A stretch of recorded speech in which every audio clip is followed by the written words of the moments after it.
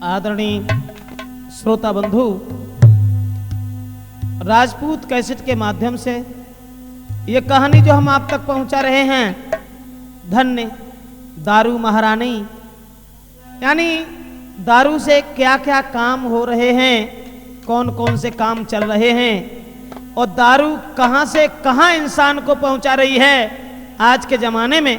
पहले कुछ और था, आज कुछ और है, कल कुछ और होने वाला है। मेरे दिमाग में केवल एक ही बात आई अब कि गई बदल वेद की आरे प्रणाली और हुआ देश धर्म से खाली। गई बदल वेद की प्रणाली रे, हुआ देश धर्म से खाली।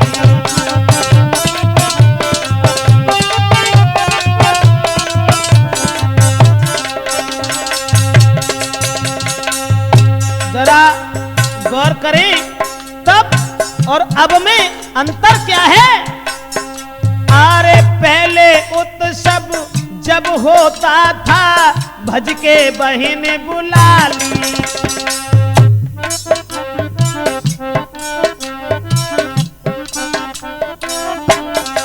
पहले अब देश, पहले उत्सव जब होता था, भज के बहन बुला ली। अब बहने भांजी पेड़ो देखे, बुलवाई लई घर साली। हुआ देश धर्म से खाली। गई बदल वेद की प्रणाली, हुआ देश धर्म से खाली।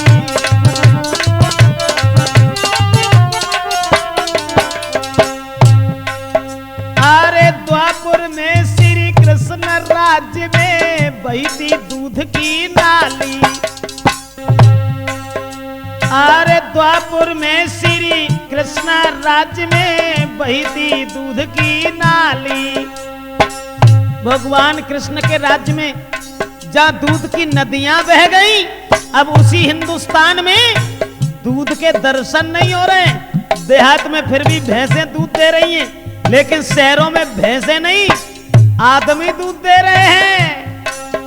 अरे द्वापुर में श्री कृष्ण राज्य में बहती दूध की नाली और उन्हीं के परिवारी पी रहे चाय की भर भर प्याली। हुआ देश धर्म से खाली।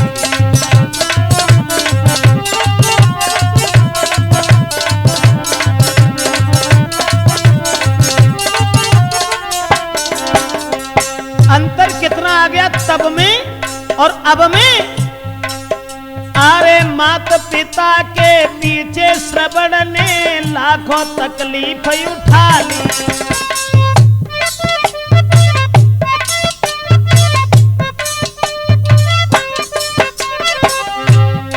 वो भी एक माता पिता का सेवक था, श्रवण कुमार।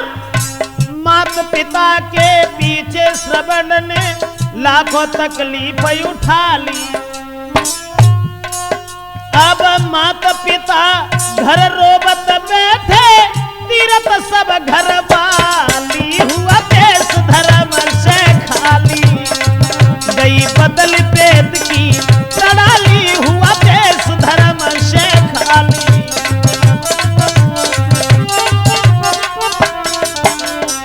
लास्ट बात, पहले मेरे देश में यारो नहीं थे ताला ताली।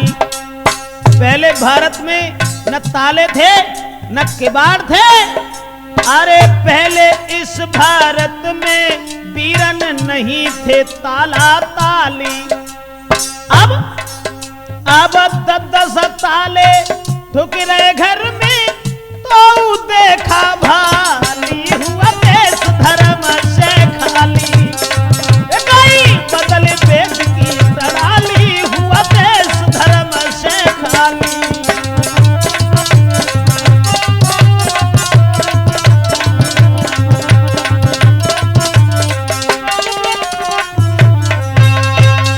कहने का मतलब यह है, सतयुग त्रेता द्वापर में हमारे देश भारत में क्या था और आज क्या हो रहा है, तो जरा गौर करते हैं। जो कहानी हम राजपूत कैसेट में आप तक पहुंचा रहे हैं धन्य दारू महारानी के बारे में, तो आइए देखते हैं कि दारू से कौन से काम हो रहे हैं।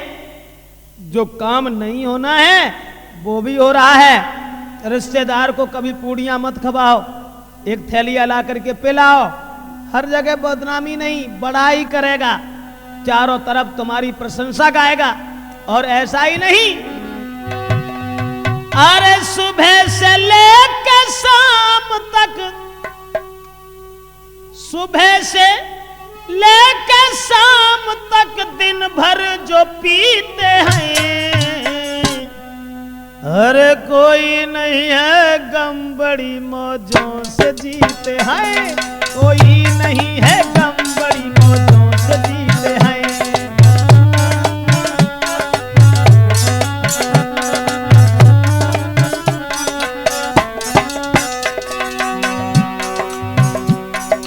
जो दारू पीने वाले हैं सुबह से शाम तक जो पीते हैं और शाम से सुबेरा हो जाता है, भोजन की भी याद नहीं रहती। मैंने तो यहां तक देखा, चाहे घर के सब नाराज हो, रूठे चाहे परिवारी, भाई कहे बुरी चाहे मारे वो घरवारी, जब तक पड़ी है पेट में कोई है गम नहीं, जिला के अधिकारी से बिल्कुल भी कम नहीं। सबसे पहले दारू के सुनिए जी फायदा, जो भी इसको पीता है करती उसका कायदा, जो भी इसको पीता है करती है कायदा।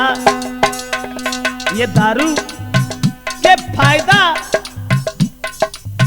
और दारू से जो आराम है, सबसे पहले वो हम आपको बता रहे हैं कि दारू के अंदर कोई द्वेष भावना नहीं है, समदर्शी है, समदर्शी यानी सबको एक समान मानने वाली। धनहीन हो धनवान हो, कमजोर या बलवान, जो भी इसे पीता है करती है उसे हैरान, जो भी इसे पीता है करती उसको ही हैरान। है हिम्मत की धनवान पी के डर नहीं लगता, बुज़दिल भी हो इंसान पीटीएम से लड़ता, आते नहीं है घरों में बदमाश कभी भी, और पीने वाले के पड़ती डकैती कभी भी।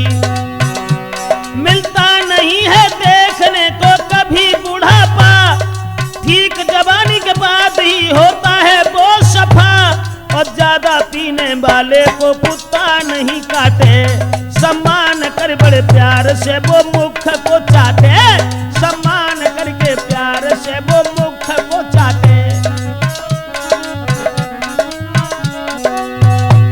अब राजनीति के काम भी, राजनीति के काम भी दारू ने जीते हैं, अरे कोई नहीं है गम बड़ी मौजों से जीते हैं, कोई नहीं है गम बड़ी मौजों से जीते हैं।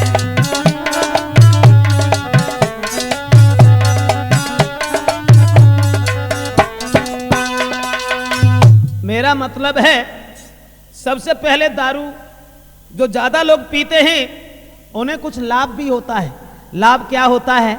सबसे पहला फायदा है कि दारू पीने के बाद बुज़दिल भी एक बलवान हो जाता है। दारू पीने के बाद कमजोर इंसान भी पहलवान बन जाता है। और दोस्तों, दारू पीने के जो लोग ज्यादा अधीन हैं, ज्यादा इसके आशिक हैं, उनके घर में कभी बदमाश नहीं आते हैं, क्योंकि घर में दारू पीने के बाद कुछ रहता ही नहीं है, क्या ले जाएंगे। तीसरा फायदा है कि दारू पीने वाले को कभी बुढ़ापा देखने को नहीं मिलता है, जवानी के तुरंत बाद ही खत्म हो जाता है। दूसरी बात यह है कि अगर कोई केस लग जाए तो कभी मत दहलाओ, क्योंकि भारत वर्ष दारू के इतने अधीन हो चुका है। किसी थाने में जाकर के देखिए या किसी परिवार में जाकर के देखिए,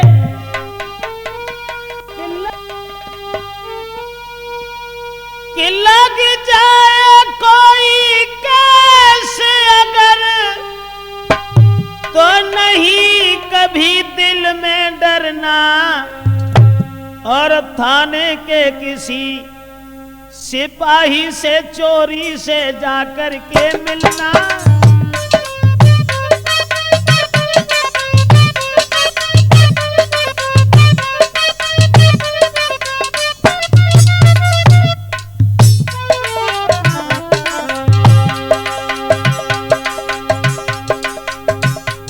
अगर कोई केस लग जाए तो डरने की जरूरत नहीं है,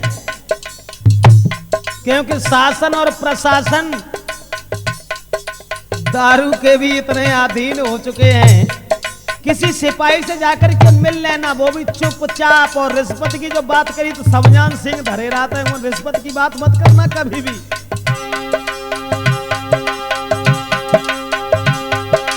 एक बोतल लेके दारू की, एक बोतल लेके दारू की धीरे से उन्हें दिखा देना। है ईमानदार पुलिसकर्मी फिर पूरा काम करा लेना।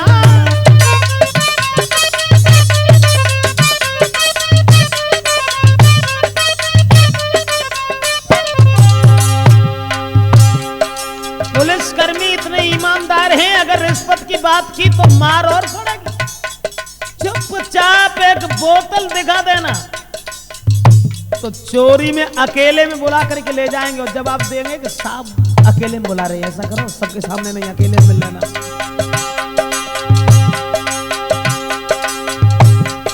है कितने भले सभी साहब रिश्वत को देख डर जाते हैं। बस थोड़ी सी दारू देखी और सभी काम कर जाते हैं।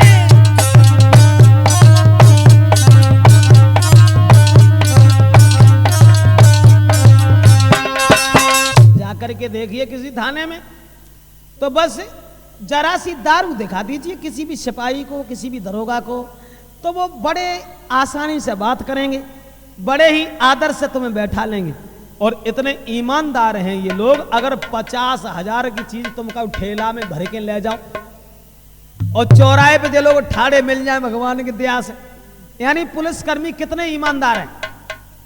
अगर जे कहूं चौराहे पे ठाड़े मिल जाए तो चुपचाप 5 को नोट या 10 को नोट या 2 को, कछु ना मिले तो बीड़ी को कागज भी पकड़ा दो तो चुपचाप जेब में रख लेंगे। जनाए कहेंगे जो तुम काय को लेके आए लग और लेके चले जाओ। तो कितने ईमानदार हैं। और पुलिस भाई जब सवेरे सवेरे को बातें करे वो शुरू हो जाए तो जब मालूम पत्ते के तुलसी कृत रामायण पर वो शुरू हो गई। मैंने खुद अपनी आंखों से नहीं, यहां तक कि हमारे ऊपर बीत चुकी है। तो मैंने एक दिन देखा, जब हम कहीं से आ रहे थे, कानबाई लगी हुई थी, गाड़ी खड़ी कर ली पुलिस वालों ने। अरे रोकी है मेरी गाड़ी, कहा तलाशी दीजिए, फिर कहा साथियों से इनको देख लीजिए। पुलिस वालों ने गाड़ी खड़ी कर ली और जवाब दिया तलाशी दीजिए, हमने साहब देख लीजिए। लेकिन एक कमी थी मेरे अंदर, कमी ये थी कि हमारा जो साला था जो फौज में सर्विस करता है वो बंदूक रख करके गाड़ी में चला गया और ये कह गया था कि ये बंदूक हमारे घर दे देना, क्योंकि हम नौकरी पर जा रहे हैं, अब हमारे पास वक्त नहीं है। वो 12 बोर की बंदूक मेरे पास रखी हुई थी गाड़ी में। बंदूक लेके हाथ में फिर मुझसे ये कहा, आइए जरा इधर, लाइसेंस है कहाँ? था जिसका लाइसेंस वो हमने दिखा दिया। ये धार्मिक विचारों के गौतम ने फिर कहा। थाना मिर्हेची में, जिला एटा में जो एक थानेदार थे, अपने आप को गौतम लिखते थे। अब कौन सा गौतम लिखते थे अब उनका नाम तो हम नहीं लेंगे, क्योंकि अगर किसी दिन कैसे उन्होंने सुनी तो सोचेंगे कि इन्होंने हमें बदनाम किया और हो सकता है फिर गाड़ी घेरे। तो मेरा मतलब है, जब उन्होंने ये देखा और ये कहा कि बताओ इसका लाइसेंस कहाँ है, जिसका लाइसेंस था वो हमने दिखा दिया और सारी बात बता दी। और हमने कहा कि साहब माफ करना, बंदूक मेरे नाम नहीं है, ये हमारे साले हैं उनके नाम है। तो बोले तुम बनते शास्त्री हो, घर को जा न पाओगे और दफा लगे 25 सुबह जेल जाओगे। जिनकी है ये बंदूक सर्विस उनकी जाएगी। कथा अब जेल में ही हुई है। इसलिए ऐसा कीजिए, तुम मेरे साथ चलो अब थाने में। तो मेरे पास कुछ नहीं था। सुन करके ऐसे शब्द दिल घबरा गए, सारी जेब झारी पैसा उनको दे दे। ज्यादा कुछ रखे भी नहीं, 2000 रुपया निकले। हमने कहा गौतम साहब माफ करना, ये 2000 रुपये आप रख लीजिए और हमें यहाँ से जाने दीजिए, क्योंकि सुबह कथा कहनी है। बोले कथा अब जेल में होगी तुम्हारी, कानून को अपने हाथ में ले रहे हो, 2000 रुपये में दिखा रहे हो। वाह भाई। सारी जेब झारी पैसा उन्हें दे, कानून लेते हाथ में अब शब्द कुछ कहे। फिर विधायक के पुत्र को लेकर के हम गए। जब कुछ नहीं मिला तब एटा के विधायक रामेश्वर जी के पुत्र प्रमोद कुमार को लेके हम पहुंच गए कि साहब गौतम से हमें बचाओ। तो कितने भले थे ओडी गौतम।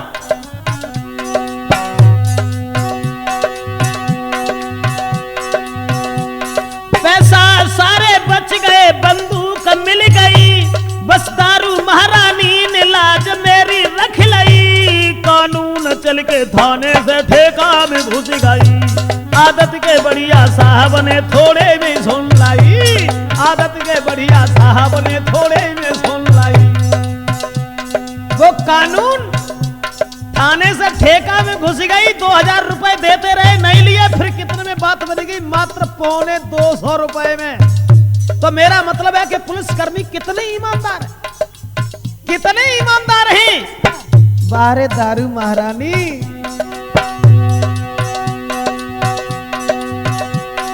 पैसा बचे सारे, बंदूक मिल गई, बस दारू महारानी ने मेरी लाज रख लई। कानून चल के थाने से ठेका में घुस गई, आदत के बढ़िया साहब ने थोड़े में सुन लाई।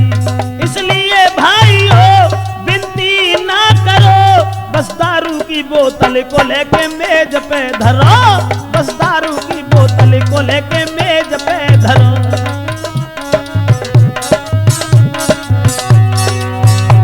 जिसने न बांटी दारू वो, जिसने न बांटी वो व्यवहारी न होते हैं।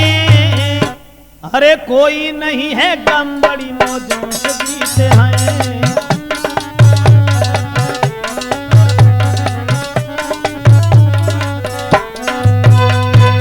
मेरा मतलब है कि 2000 रुपए बच गए और दारू महारानी ने कितनी बड़ी रक्षा की। जेल से भी बच गए, 2000 रुपए भी बच गए, 250 रुपए में बात बन गई। एक लाल रंग की विधायक जी के पुत्र ने ले जाकर के उन्हें पकड़ा दी और गौतम साहब ने माफ कर दिया, हम लोग चले आए। मेरा मतलब है कि दारू कितनी बढ़िया चीज है। देखो मैं आपको बता रहे हैं कि अगर कोई रिश्तेदार घर में आ जाए, कोई चिंता मत करो, घरे चिकनई है या ना है, घरे चीनी है या ना है, दही बूरू है कि ना है, कोई चिंता ना करो, थोड़ी जेब में गर्मी रखो। आए जो रिश्तेदार कभी द्वार पे अगर, मत भूलना कभी भी ठेका की तुम डगर। रबड़ी पूड़ियाँ सभी सब्जी तुम छोड़ो, बस उनके ठीक सामने बोतल को तुम खोलो। बस धीरे धीरे दे दो वो पी जाएंगे, सो जाएंगे चैन से न खाना खाएंगे। अरे सो जाएंगे चैन से न खाना खाएंगे। रिश्तेदार अगर घर में आ जाए तो कोई चिंता मत करो, इनके लिए पूड़ियां बने, चले जाओ ले आओ। थोड़ी सी अंग्रेजी के ठेका पर न पहुंच पाओ, देसी पे पहुंच जाओ। चाहे लाल परी मिले, चाहे बादशाह मिले, चाहे माधुरी मिले, चाहे कचौरू मिले, मेरा मतलब है कुछ भी दे दो, दे दो तो वो खाना भी नहीं खाएंगे। सो जाएं बड़े चैन से खाना न खाएंगे। सुबह होते होते फिर से एक पैक दो, खाना की कोई चिंता नहीं अड्डा पे छोड़ दो। वो जहां भी जाएंगे गुण तुम्हारे गाएंगे, वो जहां भी जाएंगे गुण तेरे ही गाएंगे। सब रिश्तेदारों से बढ़ कर के मान जाएंगे। थोड़ी सी दारू दे दो और दारू देने के बाद जहां भी जाएंगे तुम्हारे ही गुण गाएंगे। खाओ तो कोरू ना है, और जहां पहुंचेंगे तहां कहें अरे भैया बा के पास कच पूछो ही मत, 8-10 तो सब्जी बनी, सब्जी इतनी बनी था में 2-3 तो हमने खाए पाई, दही बूरा को तुम्हारे गुलाबे टूट गए, ऐसे जान लो। यानी बाने का छोड़ी ना खातिरदारी करवे को, और जो तुमने दारू ना दई तो चाहे रबड़ी खवाओ तो कछू ना खवाओ। मेरा मतलब है कि दारू कहां पहुंच रही है, जहां भी बुलाओगे बस वहीं आएंगे, थोड़ी सी पिला दीजिए वो काम आएंगे, थोड़ी सी पिला दीजिए वो काम आएंगे।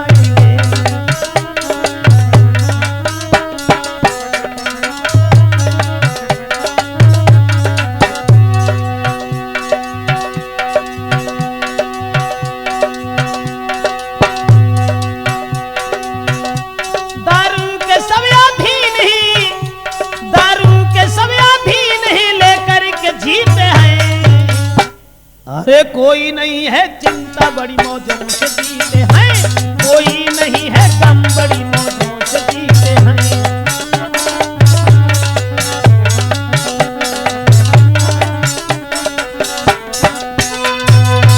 मेरा मतलब है अगर कोई रिश्तेदार आ जाए, कोई चिंता नहीं पूड़ियां करवाने की, कोई चिंता नहीं कचौड़ी करवाओ, केवल तुम थोड़ी सी उन्हें पिला दीजिए। हर जगह तुम्हारी बड़ाई करेंगे और कहेंगे भैया बा जैसो रिश्तेदार अभी तक हमारी नजर में ना आया, वो जब पी लिए फिर देखो उन्हें नाचत नाचत चेन ना लेता। और मैंने तो यहां तक देखा है दोस्तों, और ये सोचा करता हूं अरे धन्य दारू महारानी तूने, अरे सबसे भारी प्यार किया, और दुखी सुखी भंगिया पंडित सब पे ही अधिकार किया।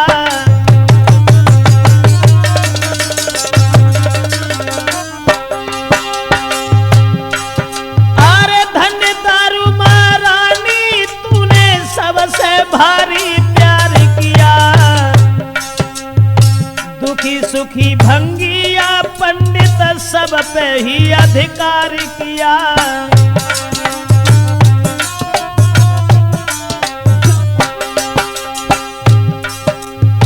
सोचता हूं एक कलयुग की देवी दारू महारानी, कलयुग में भारी कदर तेरी, कलयुग में भारी कदर तेरी, सब सम्मान करे तेरा, और पुरुष ही नहीं नारियां तक सब सेवन करते तेरा।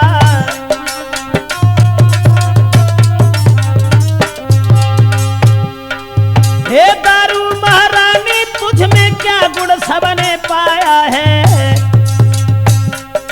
मजदूर से लेके करोड़पति सबने तुझको अपनाया है।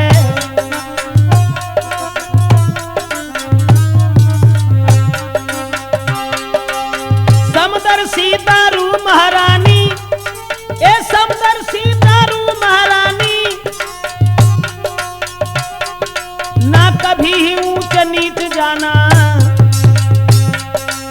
भंगी पिए जाए ब्राह्मण सबको एक समान माना।